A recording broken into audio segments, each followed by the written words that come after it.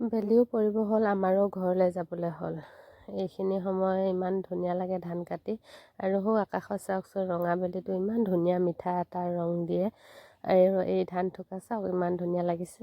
এইখিনি ধানে আমাৰ থাকি গ'ল, আৰু এঘণ্টামান লাগিব কাটিবলৈ। কাইলৈ মা আহি কাটি থৈ যাবহি। খুব বেছি ভাল হৈছে এইখিনি ধান কাটিব, ইমান ধুনীয়া হৈছে নহয়। আৰু গাঁৱৰ দাৱনীবিলাকো পথাৰৰ পৰা ঘৰমুখীয়া হৈছেহি আৰু দিনটো পথাৰত থাকি। মোৰ আকৌ পিছে এয়া কেক এটা অৰ্ডাৰ আছিলে। কেকটো মই পথাৰৰ পৰা আহিয়ে বনাব লগা হোৱাৰ কাৰণে এতিয়া মই বাহিৰে বাহিৰে ভৰিহাতকেইটা ধুইয়ে কেকটো বনোৱাত লাগি গ'লোঁ। এতিয়া ইয়াত ডেক'ৰেশ্যন কৰি আছোঁ,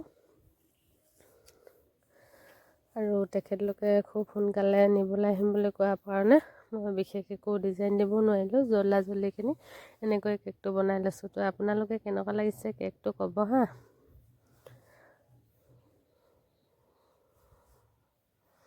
এইটো হৈছে আধা কেজি ওজনৰ কেক। আৰু আপোনালোকে কোনোবাই লাগিলে মানে মোৰ ওচৰ চুবুৰীয়া ফোন কৰিব পাৰিব মোৰ লগত। তাৰপাছত আকৌ ব্লাউজ এটাও দিব লগা আছে নহয় কাইলৈ। সেইবাবে মই এতিয়া আকৌ ব্লাউজটো চিলাই লৈছোঁ। নহ'লে নিচিলালোঁ হ'লে মানে খুব বেছি ভাগৰ লাগিছে। পথাৰৰ পৰা আহিলে ভাগৰো লাগে, কিন্তু দিব লগা হোৱাৰ কাৰণে আকৌ দিবও লাগিব। সেইকাৰণে মই ব্লাউজটো চিলাই লৈছোঁ। এনেকৈ যায় আমাৰ দিনবোৰ। এতিয়া আমাৰ খানা ৰেডি হৈ গ'ল। গৰমা গৰম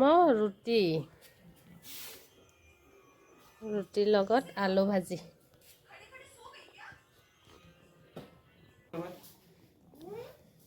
তাৰ লগত কি দিছোঁ কি দিয়া নাই চব তাত ওলাই থাকেতো। তাৰপিছতে মই চাহখিনি বোলো নাই যেতিয়া নেকি বাদে দিছোঁ।